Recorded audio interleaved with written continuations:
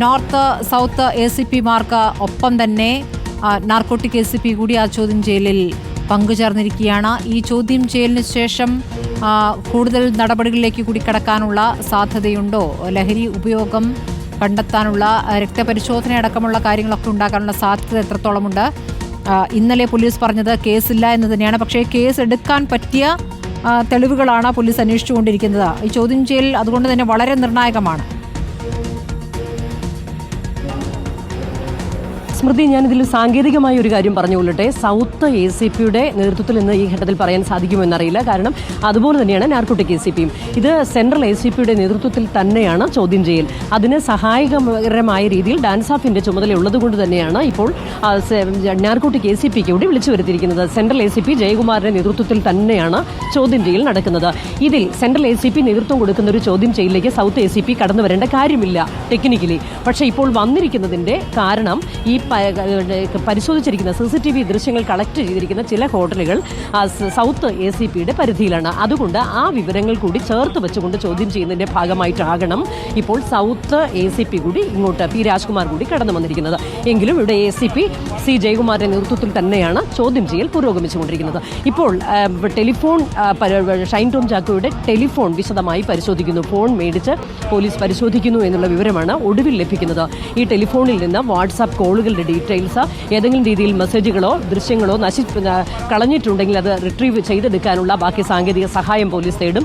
WhatsApp ചാറ്റുകളും call ലോഗും എല്ലാം പരിശോധിച്ചുകൊണ്ടിരിക്കുകയാണ്. അതുകൂടാതെ ഈ കഴിഞ്ഞ ദിവസം ഡാൻസ് ഓഫ് സംഘം എത്തിയപ്പോൾ ഷൈൻ ടോം ചാക്കോ രക്ഷപ്പെട്ട മൂന്നാമത്തെ നിലയിൽ നിന്ന് ചാടി രക്ഷപ്പെട്ട ഹോട്ടലിലെ CCTV ദൃശ്യങ്ങൾ ഉൾപ്പെടെ 5 ഹോട്ടലുകളിലെ കഴിഞ്ഞ ദിവസങ്ങളിലെല്ലാം ഷൈൻ ടോം ചാക്കോ കൊച്ചിയിൽ താമസിച്ചിരുന്ന ഹോട്ടലുകളിലെ CCTV ദൃശ്യങ്ങൾ കൂടി പരിശോധിക്കുന്നുണ്ട്. ഒപ്പം തന്നെ കോൾ ലോഗ്, കഴിഞ്ഞ ഒരു മാസത്തെ കോൾ ലോഗ് പോലീസ് ശേഖരിച്ചിട്ടുണ്ട്. ഇതെല്ലാം ചേർത്ത് വെച്ചുകൊണ്ടാണ് ചോദ്യം ചെയ്യൽ പുരോഗമിക്കുന്നത്. ഇപ്പോൾ 1 മണിക്കൂർ ചോദ്യം ചെയ്യൽ പുരോഗമിക്കുന്നതിനിടയിൽ ആണ് ഷൈനിന്റെ ഫോൺ കൂടിയെടുത്ത് പരിശോധിച്ചുകൊണ്ടിരിക്കുന്നത്. ഏതായാലും ഈ പരിശോധനയിൽ കുറ്റമറ്റ രീതിയിൽ കാര്യങ്ങൾ മുന്നോട്ട് കൊണ്ടുപോകുന്നതിന്റെ ഭാഗമായിട്ടാണ് സെൻട്രൽ ACP C. ജയകുമാർ ഇപ്പോൾ ഡാൻസ് ഓഫ് സംഘത്തിന്റെ ചുമതലയുള്ള നാർക്കോട്ടിക് ACP അബ്ദുൽ സലാമിന്റെയും അതുപോലെ തന്നെ ഈ ഹോട്ടലുകൾ പരിധിയിൽ വന്നതുകൊണ്ടാകണം സൗത്ത് ACP കൂടി ഇങ്ങോട്ട് വിളിച്ചു വരുത്തിയിരിക്കുന്നത്. ഏതായാലും 8 അംഗ പോലീസ് സംഘമുണ്ട് ACP ജയകുമാറിന് കീഴിൽ. അതിൽ നോർത്ത് CI ഉണ്ട്, SI ഉണ്ട്.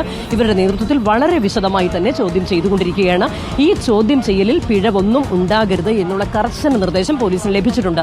കാരണം കേരളത്തിൽ തന്നെ സിനിമാ മേഖലയുമായി ബന്ധപ്പെട്ട് വന്ന ആദ്യത്തെ കൊക്കൈൻ കേസ്, കേരളത്തിലെ തന്നെ ആദ്യത്തെ കൊക്കൈൻ കേസ്, ഇത് രണ്ടും ഷൈൻ ടോം ചാക്കോയുടെ പേരിൽ കിടക്കുകയാണ് 2015. എന്നാൽ ആ കേസിൽ പോലീസിന്റെ ഭാഗത്ത് നിന്ന് അവധാനത കുറവുണ്ടായി എന്നുള്ള വളരെ രൂക്ഷമായ വിമർശനം കോടതിയുടെ ഭാഗത്തു നിന്നുകൂടി വന്നു.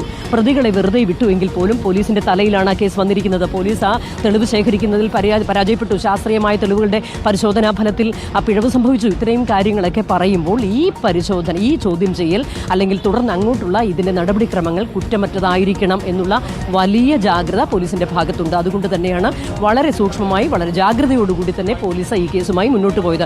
കഴിഞ്ഞ 2 ദിവസങ്ങളും ഈ കേസ് രജിസ്റ്റർ ചെയ്യാത്തത് കൊണ്ടാണ് ഇങ്ങോട്ട് തന്നെ പ്രതി വരട്ടെ, ഇങ്ങോട്ട് വന്നിട്ട് ഷൈൻ ടോം ചാക്കോ ഇവിടെ എത്തി മൊഴി തരട്ടെ എന്ന് പോലീസ് തീരുമാനിച്ചതും ഇതനുസരിച്ച് നോട്ടീസ് നൽകിയപ്പോൾ രാവിലെ 10 മണിക്ക് ഇവിടെ വന്ന് നോർത്ത് SIക്ക് മുൻപാകെ ഹാജരാകണം എന്നാണ് നോട്ടീസിൽ നൽകിയിരുന്നത്. അതുപ്രകാരം 10:30 എത്തുമെന്നുള്ള സൂചന ആദ്യം പോലീസിനുണ്ടായിരുന്നു. എങ്കിലും കൃത്യം 10 മണിക്ക് തന്നെ നോർത്ത് സ്റ്റേഷനിലെത്തി ഷൈൻ ടോം ചാക്കോ ഇവിടെ വന്ന് പോലീസ് സ്റ്റേഷനിലെത്തി പോലീസിന് മുന്നിലെത്തി. പോലീസ് ചോദ്യം ചെയ്യൽ ഇപ്പോൾ പുരോഗമിച്ചുകൊണ്ടിരിക്കുന്നു. ഏതായാലും പോലീസിന്റെ ഭാഗത്തു നിന്ന് വളരെ കൃത്യതയോടുകൂടി ചോദ്യാവലി തയ്യാറാക്കിക്കൊണ്ടാണ് ചോദ്യം ചെയ്യൽ പുരോഗമിക്കുന്നത്.